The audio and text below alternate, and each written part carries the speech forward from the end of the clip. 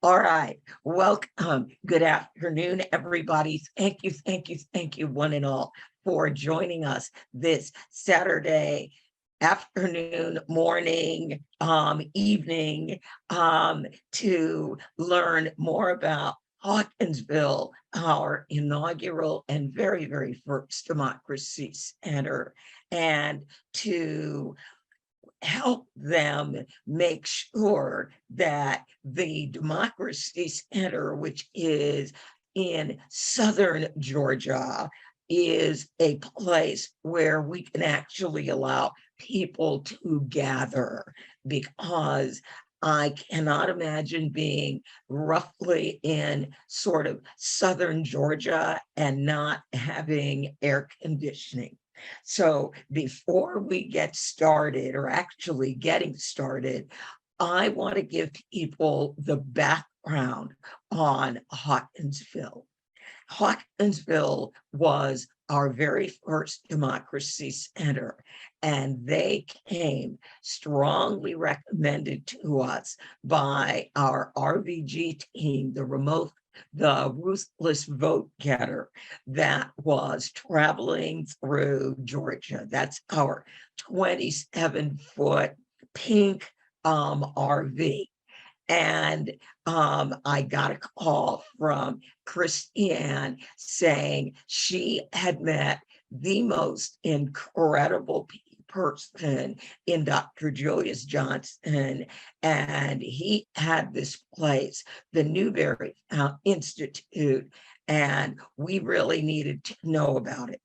About 2 days later, I get an email from Stephen Rosenfeld, who said, "Have you heard about Dr. Julius Johnson and the Newberry Institute down in Hawkinsville, Georgia?" And then I hear from Fanika Miller, "What are these Democracy Center things you're talking about? And would you be willing to look at putting one in Hawkinsville?" So since Julius Johnson still has a home in DC, when he was in DC, I had the incredible opportunity of meeting him for lunch, and we set up December 21st. Yes, we are right in front of Christmas, to basically do our training. Well, we were doing our training on December 20th, and they were going to go out and do their door knocking on December 21st. Well, from December 21st to January 5th, and everybody on this call knows January 5th was Georgia Senate runoff election day. On January 5th, when we finished looking at the records, the folks in Hawkinsville, they had knocked on 2,400 doors. Now, remind you, they're brand new. They just learned how to do this. And they had engaged in 2,100 conversations with their neighbors. So it was an incredible beginning. And they have been holding programs, teaching people about democracy, supporting their community ever since. Let me start by thanking my new hero, and I think she's probably hero to probably most folks on this call, Andrea Miller. And I really mean that, Andrea. You sort of captured how we met, but from day one, you have been so supportive, enthusiastic, energetic, strategic, big picture, detail-oriented, and really this entire Democracy Center effort is your brainchild. And when we first talked about it, I got it right away. And that's partly because years ago, I served at the National Democratic Institute for International Affairs as a program officer, and I was familiar with sort of what the United States government was doing around democratization. And so I understood the concept, and certainly living in Hawkinsville, I knew that it was a tremendous need. I also want to thank Nancy, we didn't meet during your recent visit, but you were a superstar down in Hawkinsville. And you know, you're one of these people, you come, you have an impact, and you follow up. So not only did you come and observe our food pantry and Annie Lee's porch and what we're doing there in Hawkinsville, Georgia, but when you heard about the need for an air conditioner and a heating unit, from what I understand, you said, no, I think I can do something about that. And so you went back, and here we are, I don't know, like $7,000 or $8,000 later. So you're a go-getter, you got it done. And my hat's off to you, Nancy. Thank you for understanding. Thank you for identifying that was something you could help us with. So I'm very appreciative. We also have Thomas Fisher and his wife, Patricia, who are pillars in Hawkinsville, Georgia. My family goes back 8 generations. The Fishers have been there just as long. Thomas Fisher is my mentor. He's run for political office. He knows every and anybody there, comes from an incredible family of farmers. He owns his own tax accounting firm. His wife, Patricia, a retired educator. So I'm so glad that they're on the call, and we continue to thank them for their mentorship and their support, because we got our first donation from Thomas Fisher years ago. And so thank you, Thomas Fisher, for your support and your mentorship, particularly during my run for Senate. You know, I ran for the District 20 Senate seat, which covered Blakely County, Lawrence County, Houston County, and Pulaski County, against a well-heeled, well-entrenched incumbent, Mr. Larry Walker, and we only lost by 20,000 votes. And Larry got, I think, 57,000, and our team got about 35,000 votes. And it was just a great run. I learned a lot about the politics of the region, and the race was very civil. And it was funny because when I decided to run, I gave Larry Walker a call, and I said, hey, Larry, just wanted you to know I'm running for Senate, and just wanted to reach out to you and see if you wanted to give me any guidance or anything. And he said to me, he said, well, Julius, I appreciate your call. He said, you know, the one thing is I don't want to turn this into a race issue. That's what he said to me. He said, I don't want to turn this into a race issue. And I thought about that, and I said, oh, Larry, don't worry about that. We're not talking about anything but the issues. And I think what Larry was trying to tell me, which I agree with, is that race down in Hawkinsville, Georgia, in this part of Georgia, it's a very special theme or factor. And the remarkable thing that I just love about Hawkinsville, is we don't have a racial problem in Hawkinsville.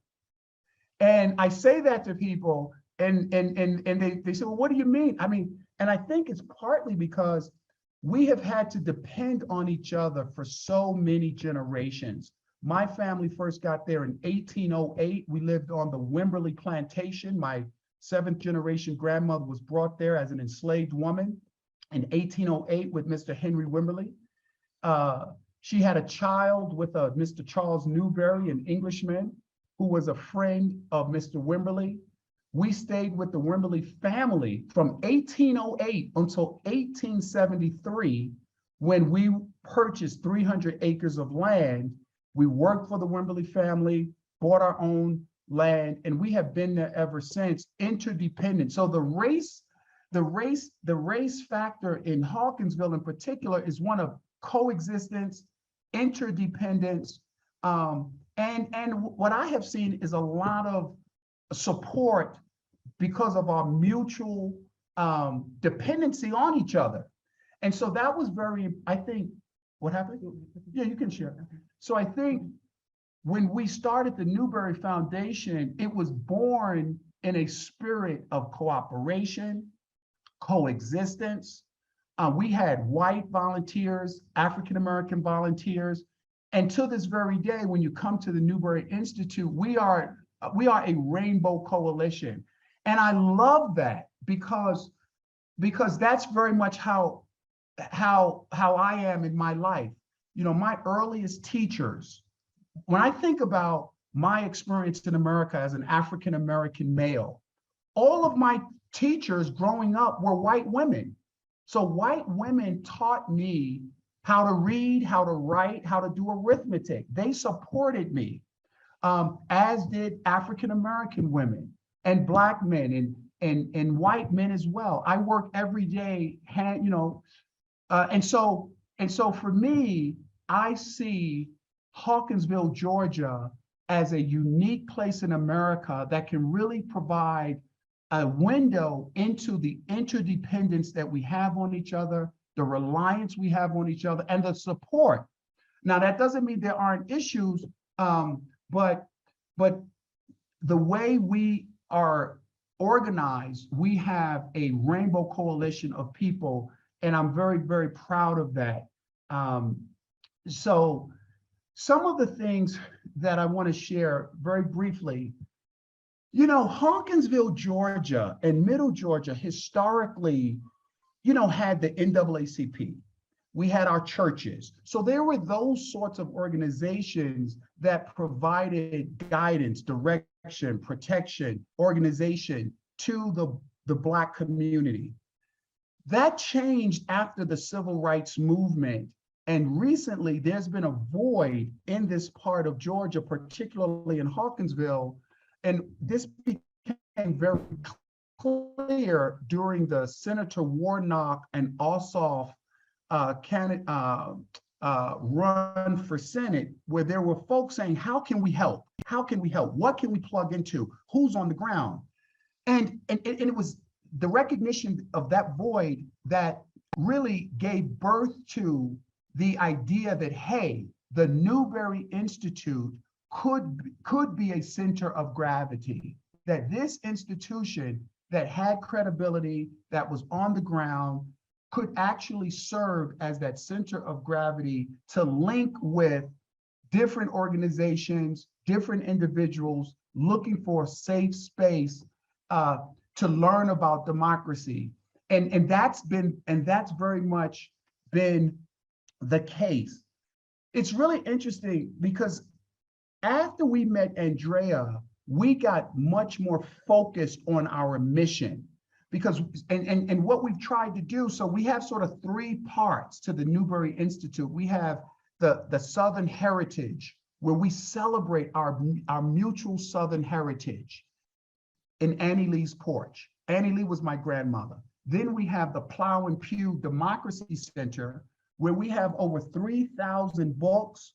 We have the official records of the Civil War. There are only 3 copies that were published, and we were able to acquire one of those copies. And we have Rose's Food Pantry. But after we met Andrea and we started to really get going with democracy work, we have decided to sort of more strategically link our heritage emphasis with our nutrition and food into democracy. So we're much more democracy now than we've ever been. And so logistically, what that means is taking Rose's Food Pantry out of a separate location and co-locating it inside the Democracy Center, where we have a full kitchen, Nancy, that you had an opportunity to visit when you were there. So the idea, because the concept around, we wanted to link health and nutrition, history and heritage to democracy activism in the form of civic education, civic organizing, political party training, election monitoring, poll watching, postcarding, canvassing. But having these locations made it logistically somewhat challenging, but also we're very volunteer based because of a lack of funding. And those beneficiaries that were recipients of our food, we wanted to pull them into democracy, pull them into raising their IQ around around Southern heritage. These are two photographs that Amina just put up of the Plow and Pew Democracy Center. So that's Josh. Josh was an intern with us from St. Lawrence University, and he, go back, let's go back, go back. I'm sorry. Right there.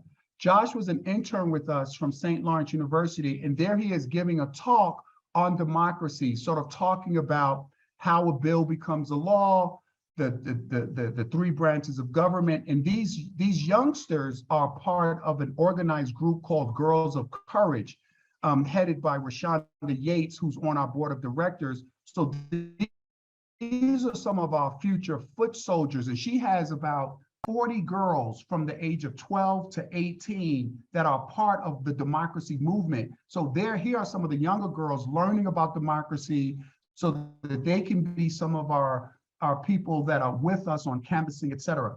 So that's what we're doing now. We're co-locating the food pantry inside of the Democracy Center. And the idea is when the beneficiaries come into the Democracy Center and they receive food, they're also going to pick up a book. They're also going to see, we bought a 65-inch television where we broadcast on a regular basis democracy talks, which we do, it's once a month. We do democracy talks once a month, but also we get on TED Talks. We are tracking what others are doing around democracy, and we broadcast that at the center. So when you come in, you really get a feel for a hands-on space that's safe where you can learn about democracy. And it's hot. And this is where Nancy comes in. You know, it's funny, Nancy, because I always thought that Southerners didn't mind heat, you know, because it's so hot in Georgia, and it was just something that they lived with culturally, until I moved down there in 2010. And Southerners, they want an air conditioner. Like it gets to be like 105 degrees in the shade. And, you know, I'm coming from the North, and I'm like, hey, part of the Southern experience is the heat, and it kind of gives you that authentic Southern experience. But the fact is, they're inside and they want air conditioning. So that's been a huge thorn sort of in our side, not having air conditioning in the summertime and heat in the wintertime. And the first question we're asked is, hey, Julius, hey, do you got is your air conditioning working? Is your air conditioning working? So it's a big deal. And we finally just decided, look, we need to do something about this to have a comfortable environment where we have the full-time kitchen, where folks can come in and engage in a safe space in democracy work. So we're on the move. So we're on the move. I mean, we are really on the move. The picture to your right is one of our banquets that we've had there, because in addition to the democracy work that we do, we're also a place where when folks need a place to have a repast. So families come and they mourn, they celebrate. People are able to, you know, use the space in a lot of different ways. And when, you know, we're also, you know, nonpartisan. So we invite people from different points of view to come in and network and talk. So we've really created a space. It's culturally stimulating, reflective of the diversity of Georgia. We have a strong women's section. There we have civil rights, race, politics, governance, strategy. It's probably I think it's the largest collection of books primarily on the African-American experience in Middle Georgia. And we get professors that come in from Fort Valley State sometimes, and other students from Middle Georgia College as well. So I will stop there. But we're on the move. We are on the move. And, you know, and people, let me just say this. It's funny, and Nancy, I don't know if you got a sense of this, but when we first started talking about democracy and they saw this big van pull up and our friends from Virginia with this, I think the van was purple and all these signs, they didn't really understand what is all of this about? So we've had to really teach what is democracy? How does our government work? How do we get folks to campaign, to try to run for different elections at the municipal level, at the state level, at the national level? What does it mean to be a part of a political party? What is canvassing, poll watching? What's your role as a citizen? What are your citizens' rights? What are your Miranda rights? What is your obligation as an American? And this was very foreign to a lot of folks down there. So we've been just trying to raise the IQ amongst people, and because they kind of know the family, they know who we are, they sort of trust us, but it comes with work, because then we want them to work. Okay, now it's time to work and organize. And I was really surprised, Andrea, quite frankly, when I saw just the level of just unfamiliarity around how to engage strategically in democracy work. Like, there is a lot of our youngsters in high school, the civic education is just not there. They don't know how government functions. They don't know what their rights are, from being stopped by the police to registering to vote, to how to fill out a ballot box. So we want to engage more in the training, get the ballot boxes in there so that folks can learn how to fill out ballots and what should be your issue. So it's a lot of work, and it's slow moving, because in the South, there's a way things get done. So we've tried to use local cultural methods to reach out to locals in a way that they feel safe and empowered. And we're on the move. We're on the move, Andrea. Okay, I would like to add really quick, just some of our upcoming events that we're having inside the Plow and Pew, and the reason why we really need this air conditioner. And so this Saturday, next Saturday, August 13th, we're having, postcarding. And we have our group of volunteers that we're working on to come in and postcard. And we're going to have these girls here, right here, the Girls of Courage. They're going to be there to assist with the postcarding effort. So we'll have that. We're going to have as many of those leading up to the election, as well as phone banking. We'll be doing phone banking inside of the center itself and also virtually. And as Julius mentioned regarding the kitchen, we want to, transform Rose's Food Pantry, and we're moving everything into the Plow and Pew inside that kitchen. We want to start having healthy cooking demonstrations for the beneficiaries. So right now things are hot, so people, it's kind of hard to operate right now. But we're gonna be, we have a lot of events upcoming. So And the other thing, Nancy, Andrea, that I think is really important, and I try to stress there, we're not angry people down in Hawkinsville. Like, when you come, like, we get along. We know each other. We know the Fishers. We know the Colsons. The Colsons know the Newberries. The Newberries know the Greens. Like, we know each other. These people know our grandfather and grandmothers. So, and we try to teach the children that irrespective of your political party affiliation, we are Americans. And we really tried, and I emphasize that, we want to do something about the political divide. And that's a big sort of thing with us, that I think really makes us unique. We're really trying to heal some old. Oh, there she is. There's Nancy and Kim, who heads our food pantry, and there's is that Dr. Keith Green? And that's Dr. Keith Green. He's the superintendent. He's on our board of directors. Yeah, excellent. Let's see some more photos. Yeah, so that's Annie Lee's porch when we first got started. We build these exhibits, and we do historical reenactments as a way to bring the past into the future or into the present through reenactments. And that's a replica of Dr. Martin Luther King's jail cell. To scale, it's the exact replica that was created by a graduate student. And we talk about his famous letter from a Birmingham jail, where he talked to the clergy about why we can't wait, and we're on the move, and we've got to continue to move forward. So those are some of our exhibits. What else we got? But in 2010, I lived in Afghanistan. I was with the Obama administration as a governance specialist, and I came back to Hawkinsville to bury my dad. and we buried him at Hawkinsville Baptist Church. And I had an epiphany. I literally had an epiphany at my father's gravesite. I saw my mother standing at the foot of his grave, and she was sort of looking out at the horizon. She's passed away recently. And she was, and I just sort of looked down at the tombstone, and there was his name and her name with a hyphen. And I said, oh my God, this is home. I was living in Afghanistan. I had an apartment in DC. And I said, this is home. It was like the ancestors were calling me for a purpose that I was unfamiliar. I didn't know what it was, but I literally walked into the church.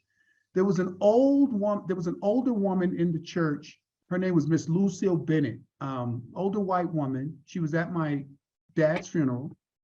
And I said, she was a realtor. And I said, I need to buy a house. I said, she said, when? I said, tomorrow, because I got to go back to Afghanistan. She showed me, I mean, this is what happened. She showed me a house the next day. I bought the house, went back to Afghanistan, came back with my family. And that same woman, she said, Julius, you know, we have a historic downtown and we need some help down here. And she showed me a building. I purchased the building. And that really was the beginning. Bill, I sat in this, what was the old Reagan hardware store. I sat in this building. The first thing I did was pull out my laptop and I got the internet started. And I started just kind of surfing online, kind of what's going on in the area. Brought in a couple magazines, a couple books. Amina and I had just had a child. And we just sort of started spending time in this building and people started coming in. People started coming into the building like, what are you guys doing? Who are you? And then they found out who we were. And they kept sharing with us these stories about what things used to be like and what's going on locally. And I realized, oh my God, there's a need here. So we started a summer camp that first summer. Amina and I, we had about what? How many kids? 20, we had about 25 kids. And we ran a summer camp. And then that led to an after school program, which led to, hey, we got to feed. So everything was sort of connected. It was education. It was recognizing there was a need to share history and common stories. I love museums and exhibits. And so we just put our hearts and minds into the building of a safe space for the community.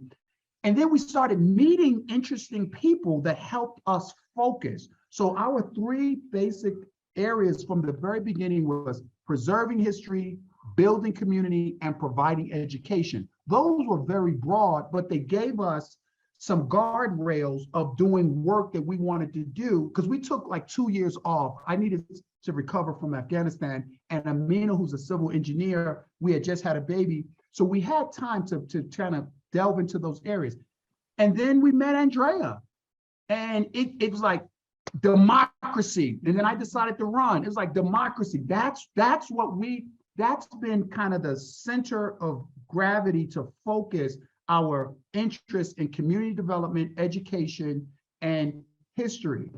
And for the first 5-6 years, we funded the Newberry Institute completely on our own because we're primarily volunteer-based, and it was a real sacrifice. So that's kind of how this all got started. And we met people like Kim and Danielle and Lode and Thomas and Patricia that have kind of gotten in where they fit in, and through love and a commitment to building that part of Georgia, we met Fanika Miller, and before even the Black Voters Matter got going, Fanika came, she's like, what are you guys doing? So it kind of caught on, and it's still very much a community-oriented space. We found in our family records the slave schedule of a gentleman by the name of Henry Wimberly. Henry Wimberly was from South Carolina, and he came to Georgia, to this part of Georgia near Hawkinsville, and was given 2,000 acres of land, okay? He brought with him my 7th generation enslaved grandmother. Her name was Mariah, okay?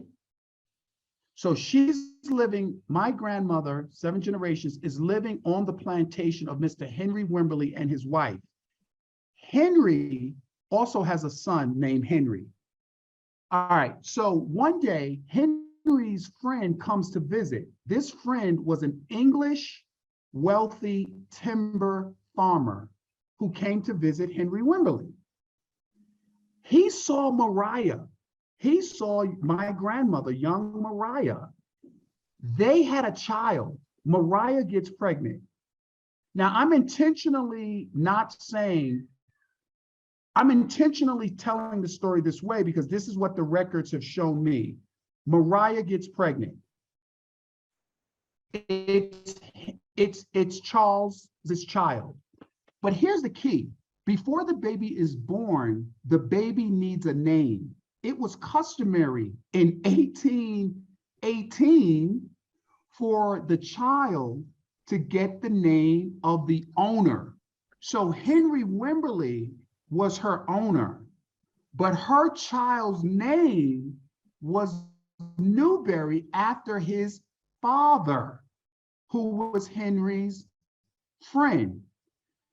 And I thought about that, and I've dreamt about this, I've thought about this, I've tried to tap into Mariah's spirit, because I don't tell a rape story. I don't tell a love story, although I think I'm closer to a love story than a rape story. But here's why I think that's significant. Mariah knew this child was coming. She had Charles, the father, a white man. She had Henry, a white man who was her owner, and she had Henry's wife. Those 3 adults in her life were all a part of the birth of this child. And I've always thought to myself, who did Mariah talk to in 1818? Did she go to Henry and ask? Did she go to the wife and ask? Or did she go to Charles and ask? Ask that the child be given the father's name. And it's funny because when I show the tombstone, because we have the tombstone of her child at the Newberry Foundation, and groups come in and I tell the story, and I'll ask the participants, so who do you think she talked to? Some people say she talked to the wife, because the wife, of course, would have felt good knowing that it wasn't her husband who fathered the child. Some think that she talked to Charles. I think that she had a conversation with the child's father. I think she had a conversation with Charles Newberry, and she said to Charles, this is your child, and he needs your name. And Charles talked to Henry, and Henry agreed. It's fascinating. So Henry agreed. So like today, I am a Newberry. And so my family crest is the Newberry family crest that dates back to England, in Newbury, England. And Charles was quite a man. He and his brother, they went on to Boston. I believe they're part of, and I haven't done all the research with how well they've done in early American history, but I think they founded the university in South Carolina. I think I've got some inheritance money that I need to look into from Boston, because these guys, my grandfather was Charles Newberry 7 generations ago. So that's how we got the name. And so that's the story. And we've got the records. And Mariah, incidentally, now listen to this. Mariah raised Henry's son, Henry, along with her son, little Charlie. And when it was time for Henry, now get this, the Sons of the Confederacy love this. So when little Henry went off to war to fight in the Civil War, guess who he brought with him?